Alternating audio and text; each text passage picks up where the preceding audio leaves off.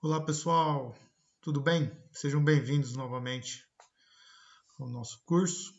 Então, dando continuidade aos nossos conceitos de termodinâmica, na nossa última aula nós falamos um pouco sobre calor de transformação e anteriormente nós havíamos falado sobre a capacidade térmica, que são duas formas diferentes de calor, onde a capacidade térmica nós vemos que é um processo em que ocorre essa troca de calor através de uma diferença finita de temperatura, e o calor de transformação ele vai estar relacionado aí com a pressão e o volume inicial do meu sistema, e nós relacionamos então o calor de transformação à entalpia do sistema, ok? E nos processos que envolvem o calor de transformação não há variação de temperatura, ok? Então, para dar continuidade nas aulas de hoje nós vamos pegar a primeira lei da termodinâmica e vamos aplicá-la em processos isotérmico, isocórico, isobárico e adiabático para um gás ideal, ok? Então, para fazer isso, nós vamos partir de uma suposição, e é uma suposição muito forte, que é uma suposição sobre a dependência do meu gás ideal com as nossas variáveis termodinâmicas, tá? Nas aulas para frente eu vou demonstrar o porquê que nós estamos fazendo já essa suposição, ok? Então, antes de começar, vamos fazer a seguinte suposição, na verdade é uma aceitação, eu vou colocar isso como uma verdade para vocês e eu não vou demonstrar isso hoje, tá? Então, a primeira coisa que a gente tem que entender para continuar com a nossa aula é de que a energia interna de um gás ideal ela só depende da temperatura do meu sistema. Então, a energia interna do gás ideal ela não vai depender nem da pressão e nem do volume, ok? Como nós vamos demonstrar isso? Nós vamos ver através das equações de energia, né? Nós vamos fazer uma superfície de energia com as variáveis PVT e a gente consegue demonstrar isso com facilidade, ok? Então, vamos fazer o seguinte, vamos colocar aqui como uma aceitação.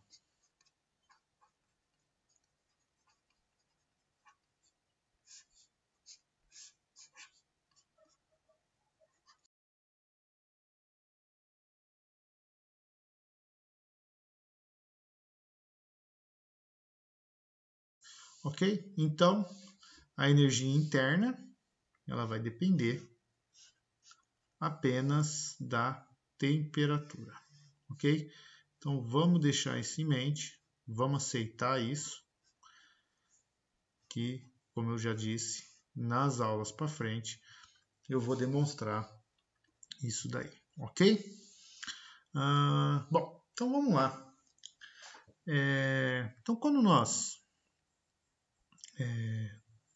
estudamos alguns processos de um gás ideal, né? Então vamos imaginar que vamos começar com o caso mais simples, né? Um processo isotérmico, tá? Então vamos colocar aqui um processo isotérmico, não, desculpa pessoal, isocórico,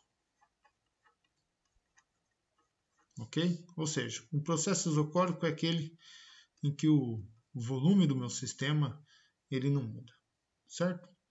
Então vamos imaginar que eu tenho um diagrama PV, ok? Ixi.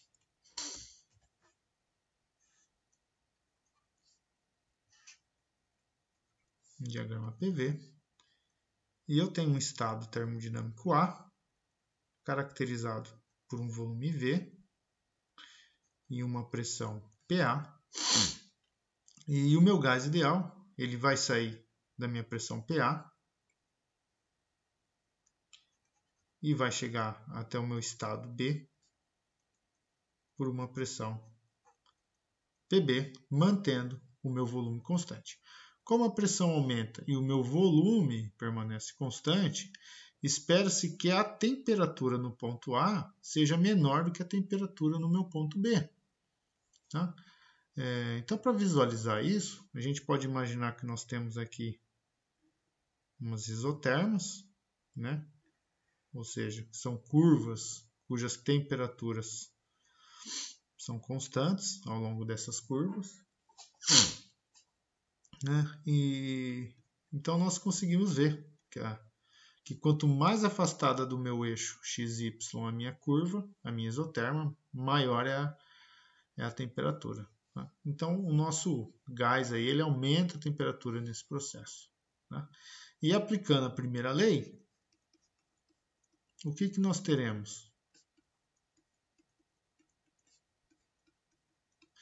Nós temos então que o calor fornecido ao sistema corresponde a uma variação da energia interna mais o meu trabalho, ok?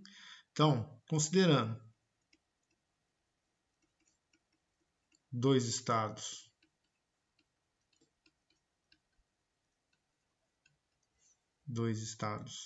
próximos, vamos falar assim, então nós teríamos lá uma d'Q igual a um dU mais o meu trabalho PDV. Lembrando que o meu trabalho PDV é o trabalho quando nós dizemos que os nossos processos são reversíveis, tá?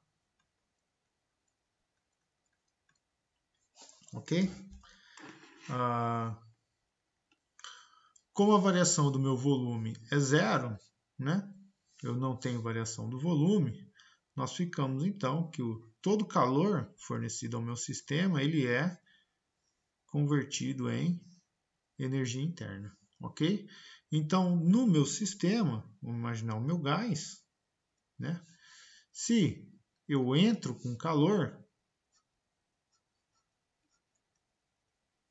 se eu estou jogando calor para dentro dele,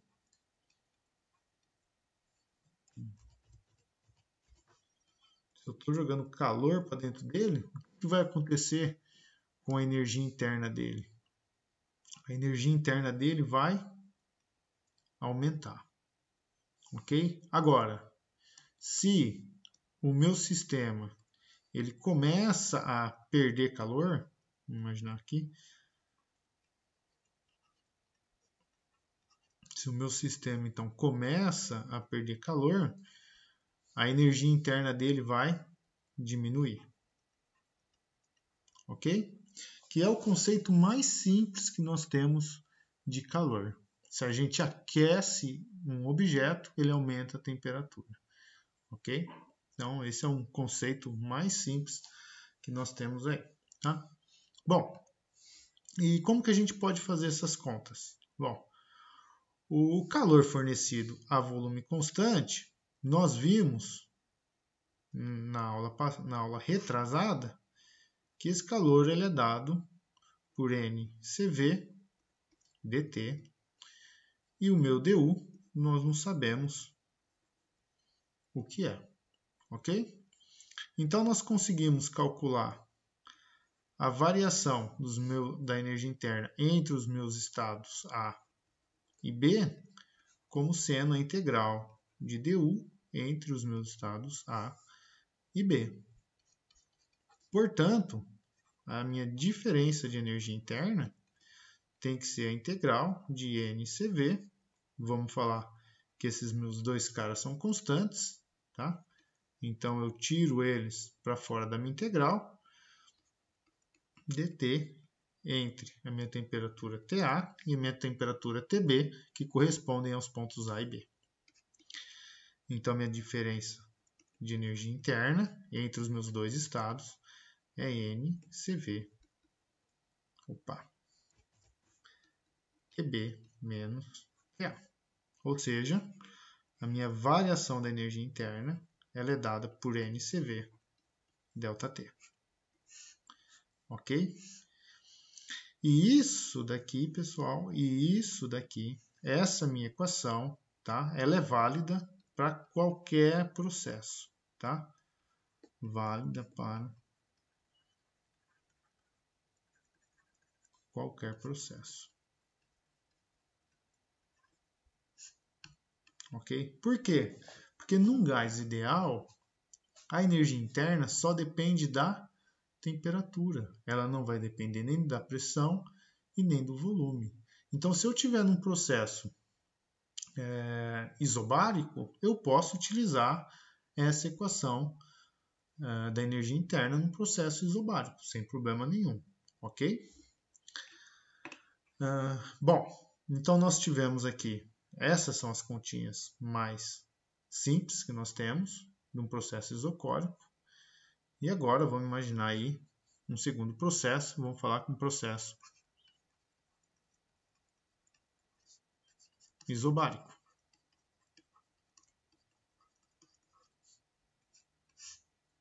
Ok? Então, em um processo isobárico, nós temos que a nossa pressão ela é constante, ela não muda.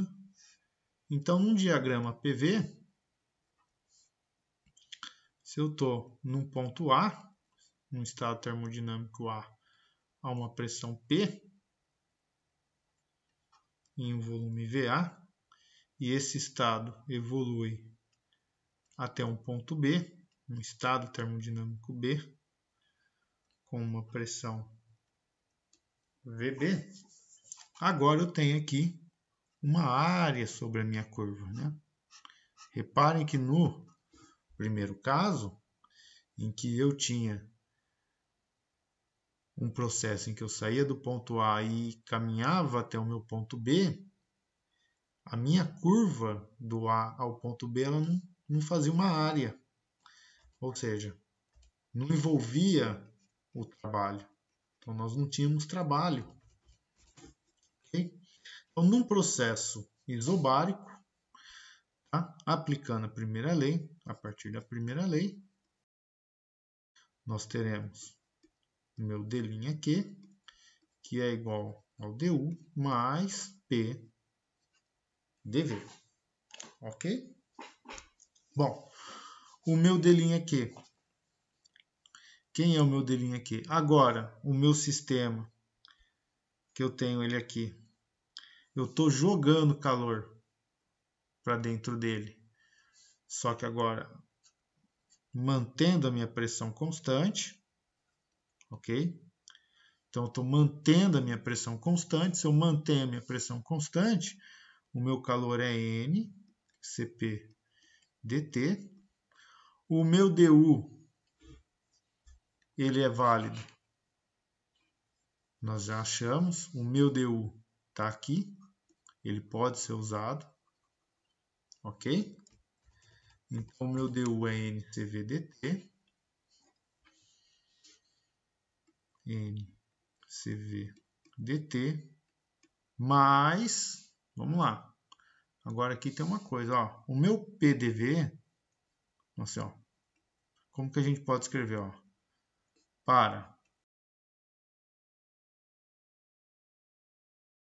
Então, vamos falar assim, ó, para dois estados que diferem de dP, dV e dt, ou seja, esses meus dois estados A e B, eles estão numa variação infinitesimal dP, dV e dt, nós podemos escrever aqui P dV mais V dP é igual a um NR dt. De onde veio isso?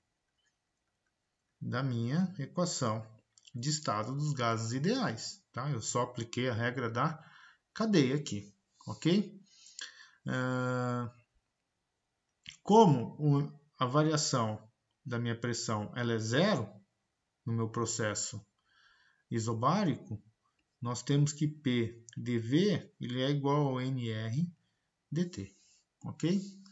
Então, eu vou escrever o meu P dV como um NR dt. Certo? E aí eu tenho N com N com N, que eu cancelo. Eu tenho a mesma variação infinitesimal de temperatura. E eu chego numa relação entre os meus calores específicos, a pressão constante e a volume constante. Então está aqui. Que o meu Cp ele é igual ao Cv mais R. E se a gente parar para lembrar, na aula em que eu falei sobre a capacidade térmica, nós vimos uma curva do cobre, em que o meu material ele tinha dois valores diferentes de calor específico, um para CP e outro para CV. Então, o CV de qualquer material ele sempre vai ser maior do que o CV, ok? O CP sempre vai ser maior do que o CV. Por quê? Bem, reparem nos dois processos, no caso de um gás ideal, reparem nos meus dois processos, nas minhas duas curvas de A para B e de A para B. No meu processo isocórico, a única forma de energia existente foi a forma do calor. Então eu forneci calor e o meu sistema ele absorveu o calor, aumentando a sua temperatura. Ok? Agora, quando eu tenho um processo isobárico, quando eu forneço essa quantidade de calor aqui, eu passo a transformar essa energia calor em uma outra forma também, que é a minha energia interna. Então, além de eu estar saindo de uma temperatura TA e TB no meu processo isobárico, para eu chegar nessas mesmas temperaturas comparado com o processo isocórico, eu tenho que fornecer uma quantidade a mais de energia. Por quê? Porque parte dessa energia ela está sendo utilizada para realizar trabalho. Ao contrário do meu processo isocórico, que isso não ocorre. Então, quando eu estou no processo isobárico, quando comparado com o processo isocórico, se eu quero ter a mesma elevação de temperatura TA e TB entre os dois processos, eu vou ter que fornecer uma quantidade adicional de energia. Essa quantidade adicional de energia vai corresponder ao trabalho realizado pelo gás. Ok? Então, para ele aumentar nessa mesma quantidade a temperatura, eu tenho que fornecer mais energia. E por conta disso, a gente pode entender que o meu calor específico, a temperatura constante, a pressão constante, desculpa, ele é sempre maior do que a volume constante. Ok? Certo, pessoal? É um conceito bem simples. Depois a gente vai ver com mais detalhes isso. Esse resultado a gente consegue tirar do teorema de equipartição de energia, tá? Vamos colocar aqui, ó, que é assunto das próximas aulas também.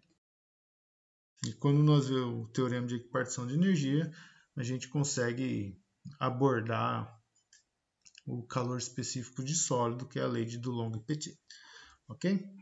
Bom, então, no processo isobárico, quando nós aplicamos a primeira lei da termodinâmica, a gente cai nessa relação de CP e CV. Ok? CP é igual a CV mais R. Ok?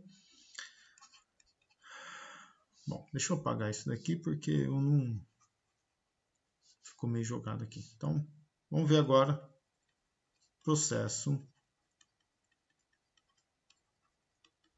isotérmico, ok?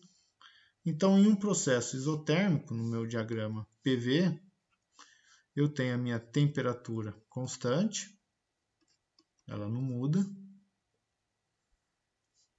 E vamos falar que eu saio então do meu estado A, caracterizado por uma pressão PA e um volume VA, e chego no meu estado B, caracterizado por uma pressão PB e um volume VB, ok? Ao longo desse caminho, a minha temperatura não muda,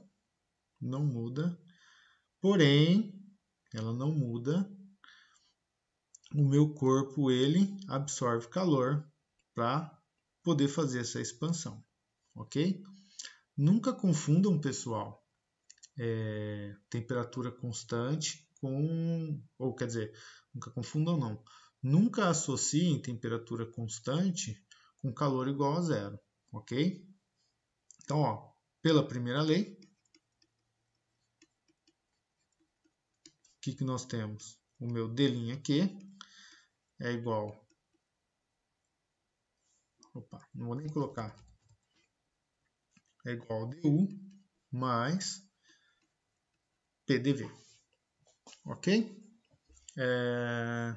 Então, para um gás ideal, a minha variação da energia interna é zero, que foi a aceitação que eu fiz vocês fazerem no início da aula, que a energia interna depende apenas da temperatura.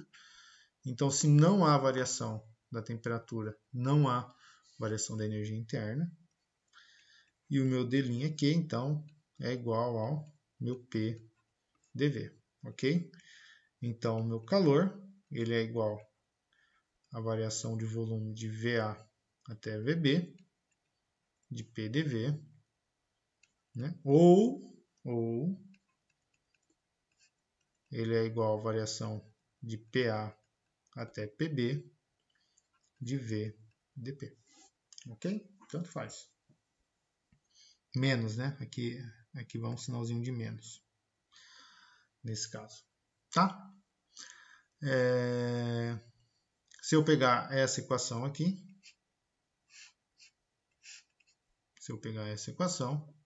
o meu calor, ele vai dar um nRT ln de VB sobre VA, ok? Então, ó, existe calor, tá? Existe um fluxo de calor para dentro do meu sistema para que ele realize o trabalho, tá? Então, de forma geral, nesse processo aqui, o que nós temos? Se eu tenho meu sistema e nesse sistema entra calor, vamos colocar aqui assim. Se o meu sistema ele absorve calor, o que vai acontecer com ele? Ele vai realizar trabalho, ok? Então, vou fazer outras setinhas aqui. Vou fazer assim, ó. Então, ele vai realizar trabalho. Ok? Essas setinhas é para dar a ideia de que ele está se expandindo. Trabalho positivo. Por outro lado, se no meu sistema ele libera calor, vamos colocar assim, né? Então, se ele libera calor, está jogando calor para fora, o que vai acontecer? O meu sistema ele vai comprimir. Então, o trabalho também é negativo, ok?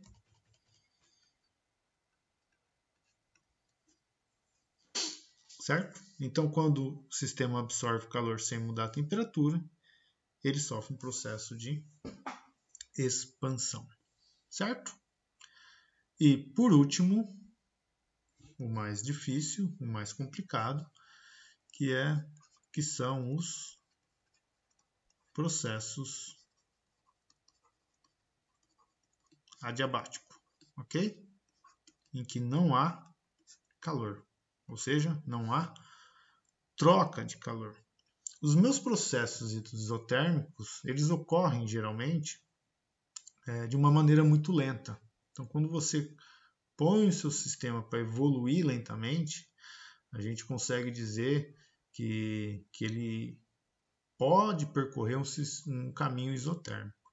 Agora, quando a gente faz um processo muito rápido entre dois estados, né, ele muda muito rápido de volume, pressão e temperatura sem trocar calor. E aí a gente fala então que é um processo adiabático. Tá? Para a gente representar um processo adiabático, a gente sempre faz duas curvas isotérmicas. Vamos colocar aqui uma temperatura TA e aqui uma temperatura TB. E o meu processo isotérmico ele está sempre entre essas temperaturas. É uma curva inclinada entre essas temperaturas, ok? Então, ele sai aqui do meu estado A, com uma pressão PA e volume VA, e chega no meu estado B, com uma pressão PB e volume VB, certo? Então, pela primeira lei da termodinâmica, eu tenho que calor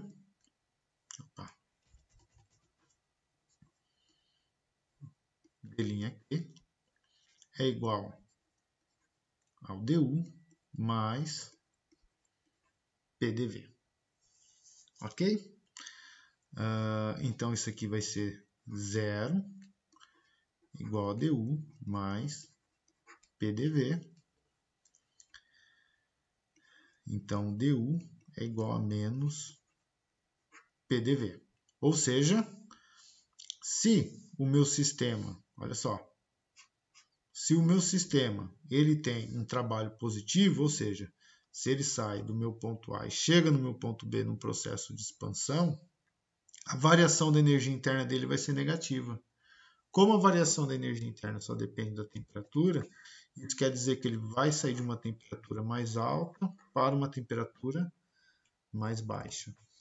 Por outro lado, se eu tenho uma compressão, ou seja, se eu saio do meu ponto A e vou para o meu ponto B, quer dizer, eu saio do meu ponto A e vou para o meu ponto B, aqui está errado, né, gente?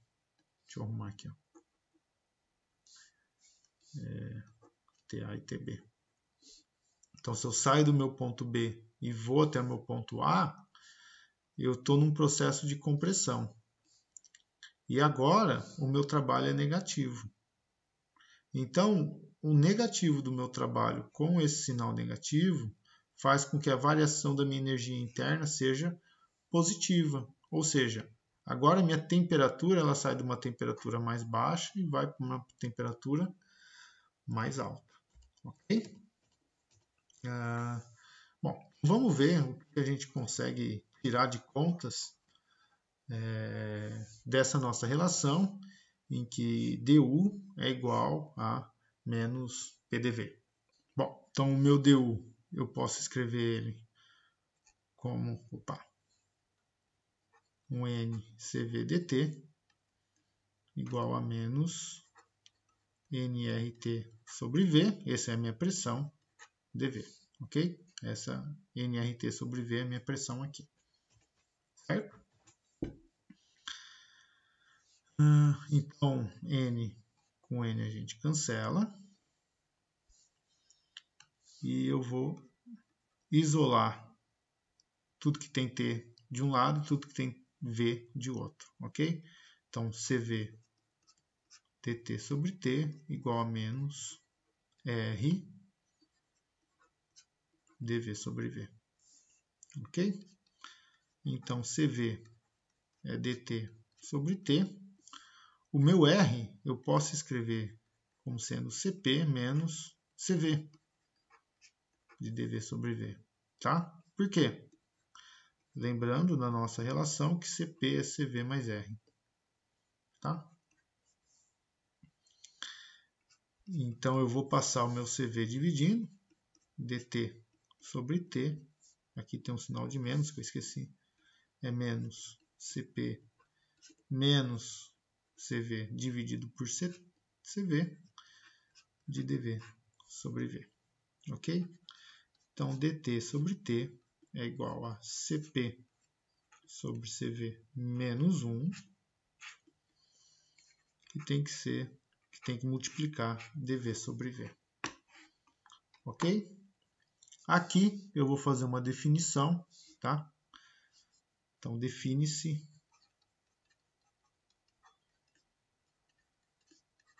gama como sendo a razão, tá? Entre CP sobre CV.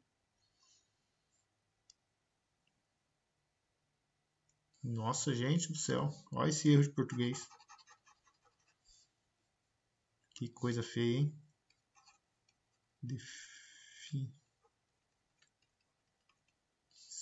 Pronto. Ok? E com isso, então, eu vou escrever meu dt sobre T igual a gama menos 1 dV sobre V. Sinal de menos. Estou esquecendo meu sinal de menos, gente. Vai dar errado minhas contas. Tá? Então, eu vou ficar com dt sobre T mais gama menos 1 dV sobre V. Isso aqui é igual a 0. Ok? Se eu integrar a minha equação, tá? Entre os meus estados A e B, vamos falar assim. E eu vou ficar com ln. Opa, desculpa, gente. Não é entre os estados, não. Vamos fazer uma integral indefinida.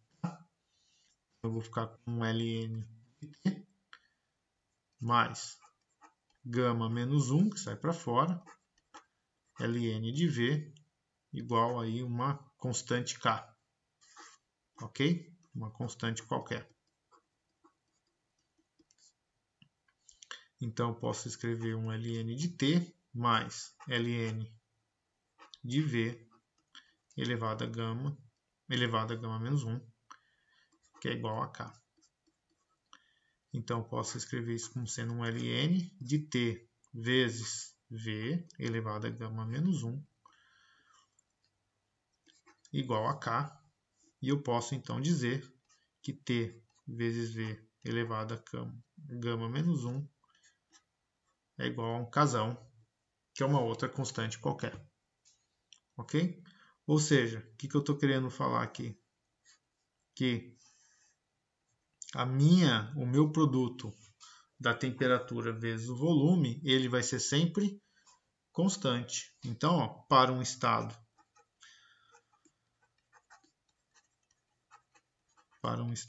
termodinâmico A, o que nós teríamos? TA, VA, elevado a gama menos 1, que é igual a essa constante. Ok? E para um estado termodinâmico B, também é válido essa equação. Com a mesma constante, né? Então, eu tenho TB, VB, elevado a gama menos 1, que é igual a K, kzão. Ok? Então, se eu juntar essas duas aqui, o que eu vou ter? Que TA, VA elevado a gama menos 1 é igual a TB, VB elevado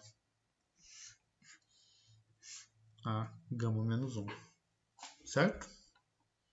E aí, pessoal, essa minha equação aqui, a gente consegue mostrar, né?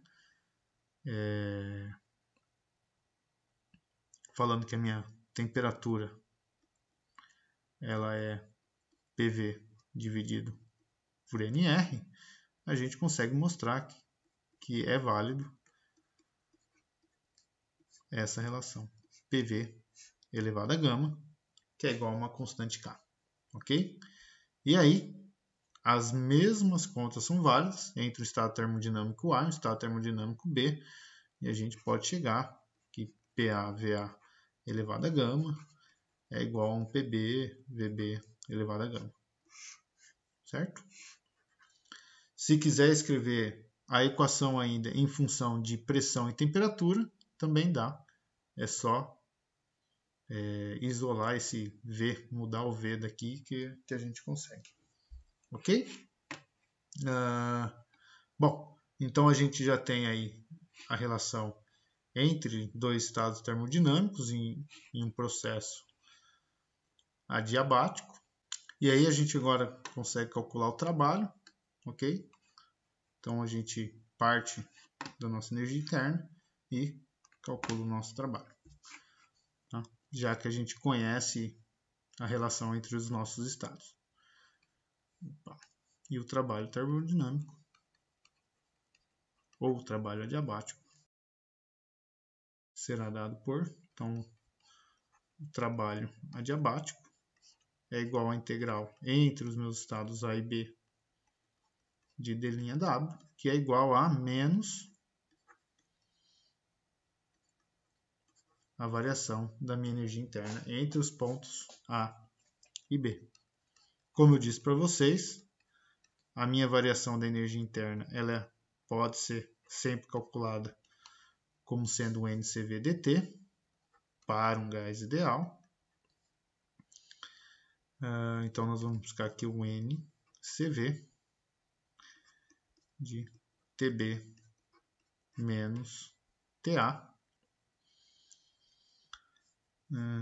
que é igual a NCV. Vamos tirar esse sinal de menos, jogar para dentro do parênteses, NCV TA menos TB.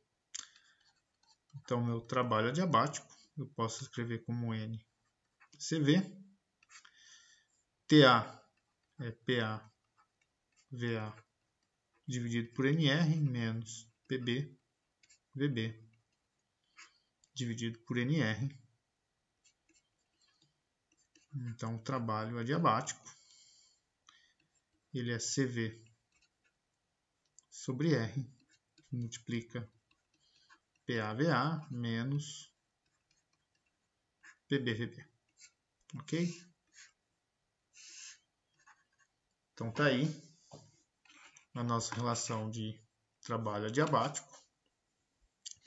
E a gente consegue escrever o trabalho adiabático em termos do gama também. É fácil mostrar isso. Se a gente pode colocar aqui que CV sobre R. Então, a gente acaba escrevendo CV igual a CP menos o CV. Ok?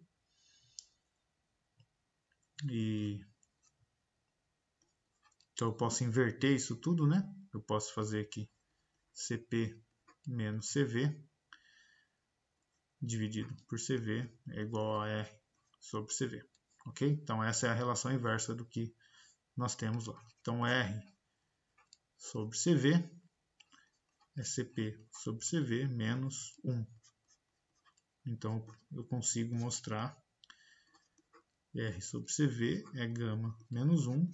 Então, portanto, CV sobre R, que é o que nós tínhamos, ele é 1 dividido por gama menos 1. Ok? Então, trabalho adiabático, ele é 1 dividido por gama menos 1, PAVA menos PBVB. Ok? Bom, pessoal, eram essas as relações que eu queria mostrar na aula de hoje. Para os processos envolvendo um gás ideal. E na próxima aula, nós vamos fazer o estudo das superfícies de energia. Tá? Então, da mesma forma que nós fizemos quando nós começamos a estudar a equação do estado de um gás ideal, em que nós pegamos um ponto da superfície, né, e escrevemos o meu volume como função da temperatura e da pressão, a gente viu que qualquer ponto naquela superfície ele era dado por uma reta tangente em que a gente definiu como sendo o coeficiente de expansão do nosso sistema, ok? Nós vamos fazer a mesma coisa, só que agora nós vamos colocar a energia como função da pressão e do volume, a energia como função da pressão e da temperatura, e a energia como função da temperatura e do volume, ok? E fazendo isso a gente consegue entender melhor de onde veio todas essas relações que eu apresentei hoje, ok? Legal? Obrigado, pessoal. Bons estudos. Qualquer coisa, deixa um comentário aí, entre em contato comigo. Vai ser um prazer esclarecer. Um abraço. Tchau, tchau.